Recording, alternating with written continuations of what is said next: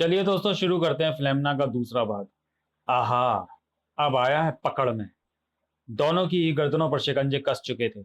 दोनों के ही फेफड़ों से सांस का संपर्क कट चुका था।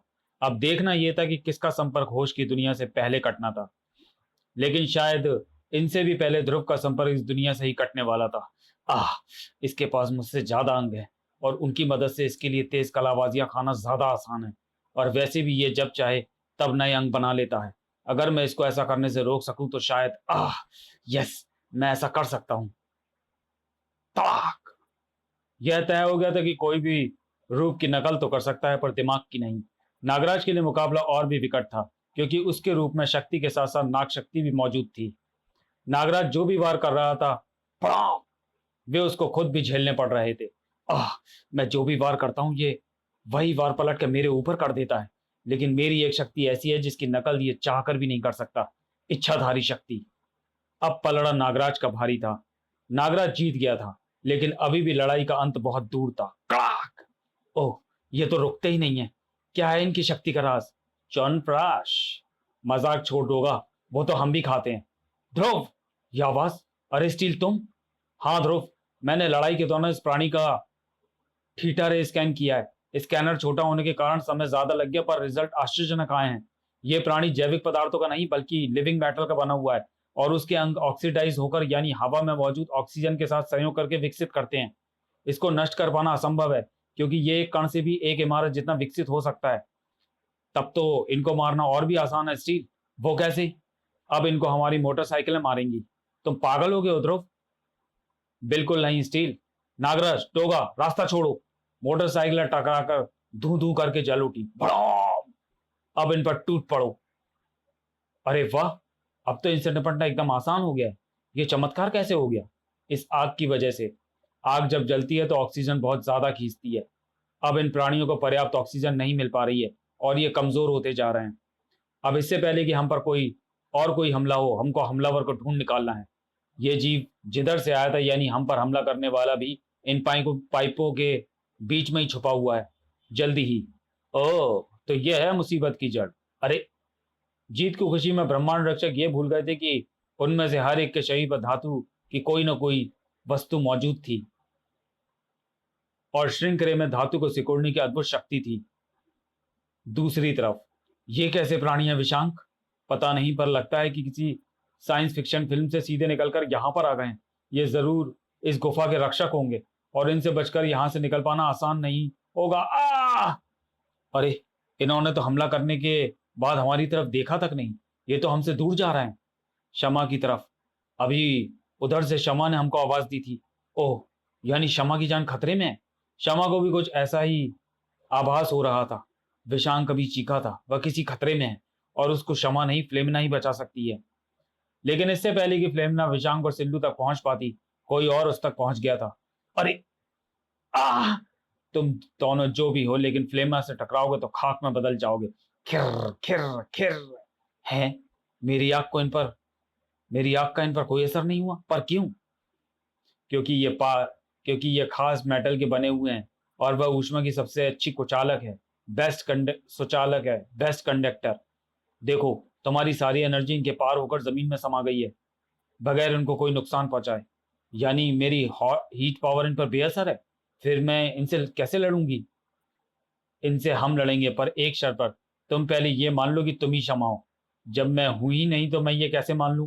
तो फिर हम क्षमा को ढूंढकर अभी वापस आते हैं। तब तक तुम इनसे अपनी जान बचाने की कोशिश करती रहो। अरे नहीं, मुझे छोड़कर मत जाओ। मैं मानती हूँ कि मैं ही क्षमा हूँ, विशांक और सिल्लू। ठीक है, जब तुमने मान ही लिया है तो हमें क्षमा को बचाने जाने की कोई जरूरत नहीं है। यानी तुमने भी यह मान लिया कि छोटा नागराज और साइबरो वास्तव में विशांक और सिल्लू हैं? ऐसा है ही नहीं। ऐसा हमने कब माना? अभी, जब मैंने तुम दोनों को सिल्लू और विशांक कहकर पुकारा और तुमने मुझे जवाब दिया। हाय, ये हम क्या कर गए गुरु? लड़की तेज है। हमें ही उल्लू बना दिया। उल्लू तो तुम दोनों ही हो, वरना खीखी करने के बजाय मुझे बचा रहे होते। ये मुझको अपने अंदर बंद करने की कोशिश कर रहे हैं। तुम बकबक बंद करोगी तो मैं कंसंट्रेट कर पाऊंगा ना। Good shot. तुम मुसीबत को जड़ से नहीं धड़ से उखाड़ फेंकते हो। इससे पहले कि हम पर कोई और हमला करे, यहां से निकल लो। मेरा हाथ पकड़ो। ओ गॉड, ओ गॉड! क्या हुआ साइब्रो? हुआ नहीं है, धीरे धीरे हो रहा है। इसके सिर रावण की तरह फिर से पैदा हो रहे हैं, इस तरह से जैसे कि कोई शिल्पकार मूर्ति बना रहा हो। ये तो फिर से चालू हो गया, और ये फ्लेमना पर ही हमला कर रहा है। फ्लेमना, तुम पीछे हट जाओ, इससे हम दोनों को ही निपटने दो। वैसे भी तुम्हारी शक्तियां इस पर बेअसर हैं। दो अलग अलग स्थानों पर दो अलग अलग घटनाएं घट रही थी, लेकिन ऐसा लगता था जैसे कि ये दोनों घटनाएं कहीं ना कहीं से एक जैसी ही थी। आह, मेरी बेल्ट मेरी आंतों को पीस रही है। बचने के लिए इच्छाधारी शक्ति भी काम नहीं आएगी, क्योंकि शरीर से संपर्क होने के कारण ये भी इच्छाधारी कणों में बदल जाएगी। मुझे तो लगता है कि मेरी कुछ पसलियां टूट चुकी हैं। मेरी कलाइयों का भी यही हाल होने वाला है, और मैं इनका लॉक भी खोल नहीं पा रहा हूँ। लॉक छोटा होकर फंस गया है। लेकिन जहां पर हमला करने के असंख्य तरीके होते हैं, वहां पर बचाव के भी अनगिनत रास्ते होते हैं। नाग शक्ति, मदद करो मेरी। अब मुकाबला श्रृंखला और नाग शक्ति के बीच में था। एक शक्ति बेल्ट को छोटा कर रही थी और दूसरी उसको बड़ा। ध्रुव ने भी एक रास्ता तलाश कर लिया था। एसिड कैप्सूल इन कणों को गला सकते हैं, लेकिन बेल्ट के साथ साथ इनके खानों के मुंह भी छोटे हो गए हैं। मेरी उंगली तक इनके अंदर नहीं जा पा रही है, लेकिन कैप्सूल को निकालना ही पड़ेगा।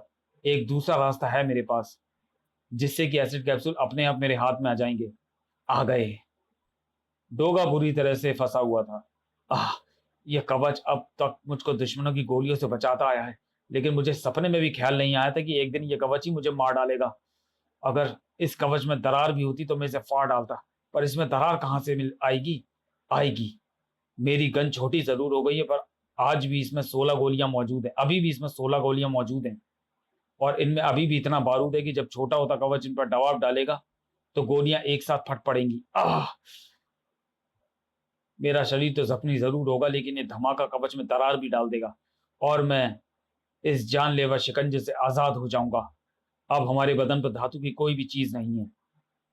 तो तुम अब ऐसा मानना शुरू कर दो कि तुम्हारे बदन में एक भी हड्डी नहीं है, क्योंकि अब हम तुमको तभी छोड़ेंगे जब तुम्हारी हड्डियां चूरे में बदल चुकी होंगी। ओह, मैं फंस गया। अब अगर जल्दी कुछ ना हुआ तो मेरे साथ लाखों जानें चली जाएंगी। हर तरफ एक ही सवाल था, जान बचाने का। ओह, एक तो इनकी धातु बहुत सख्त है, और दूसरे ये मेरे वारों को महसूस ही नहीं कर रहे हैं। ये लगते तो रोबोट ही हैं, अगर ऐसा है तो ये इतने सजीव कैसे लग रहे हैं? मेरी शक्तियां भी इन पर बेअसर हैं। काश ये हीट के इतने अच्छे सुचालक ना होते तो मैं इनको गला देती। सुनो, एक प्लान है मेरे पास, पर उसके लिए सबको मदद करनी होगी, और टाइमिंग भी परफेक्ट होनी चाहिए। हो जाएगी, प्लान बताओ। और फिर संदेश स्पष्ट था कि बगैर मुझे पार किए तुम फ्लेमिना तक नहीं पहुंच सकते। यही मौका है, बस मेरा निशाना ना चूके। निशाना नहीं चूका, और उस किक के साथ उन प्राणियों के भारी बदन हवा में उड़ गए। विशांग का निशाना भी नहीं चूका था, और ना ही फ्लेमिना का। हमने इन खतरनाक प्राणियों को गला गला दिया। कमाल हो गया। कमाल तो होना ही था। हवा में होने के कारण इनका संपर्क जमीन या दीवारों से नहीं था, और इनके पास तुम्हारी हीट को कहीं और पहुंचा सकने का रास्ता भी नहीं था। इस कारण से तुम्हारी हीट एनर्जी इन्हीं के अंदर रह गई और इनको पिघला। फ्लेमना! ओह, ये धुंध मुझे क्यों घेर रही है? फ्लेमना! धुंध जितनी तेजी से आई थी उतनी ही तेजी से सिमटती चली गई, और धुंध के साथ साथ फ्लेमना गायब हो गई। पर कहां? अब हम अपने साथियों को क्या बताएंगे? सच बताएंगे तो कोई यकीन नहीं करेगा। बच्चों पर कोई यकीन नहीं करता। फिर हम क्या करें? पहले तो यहां से बाहर निकलना है। अगर यहां पर हमको ढूंढता हुआ कोई आ गया तो सब गड़बड़ हो जाएगी। पर बाहर जाकर हम कहेंगे क्या? यही कि हमने शमा को बहुत ढूंढा सर, लेकिन वह कहीं नहीं मिली। बहुत। अब हम इसके फादर को क्या जवाब देंगे? इन पहाड़ों में किसी को भी ढूंढ पाना असंभव है। कृष्णा, सर्च पार्टी को बुलाओ तुरंत, और तुम सब अपने अपने बैग्स पैक करो। तुम सभी वापस जा रहे हो तुरंत। लेकिन आप तो इनके टीचर हैं, क्या आपको इनकी जान की कोई परवाह नहीं है? एक के पीछे सबकी जान खतरे में डालोगे क्या?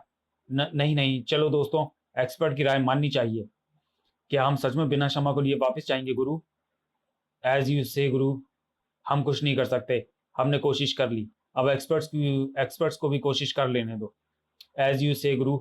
हम वापस जा रहे हैं महानगर। बस करो डोगा। हम इसे मारना नहीं चाहते, इससे सच जानना चाहते हैं। अभी तो मैंने इसकी 3 हड्डियां ही टूटने की आवाज सुनी है। 2-3 और टूटने दो, फिर ये नॉन स्टॉप सच बोलेगा। बोल, कहां से मिली तुझे ये पिस्तौल? तू कौन है? आह! श्रिंक गन चमक रही है। यानी यानी मेरा काम हो गया है। मुझे ऊर्जा मिल रही है। अब देखना यह है कि इसमें इतनी ऊर्जा है या नहीं जो ताक इंसानों को भी श्रिंक कर सके।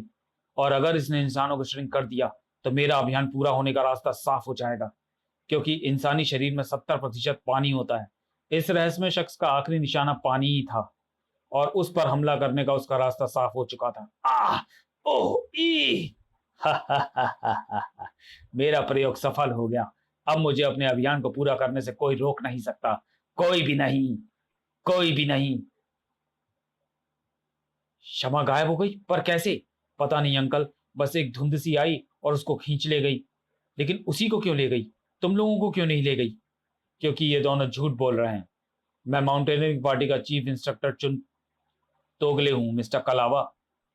आपने मेरी बेटी को ढूंढ निकाला या नहीं? मुझे दुख के साथ नहीं कहना पड़ रहा है।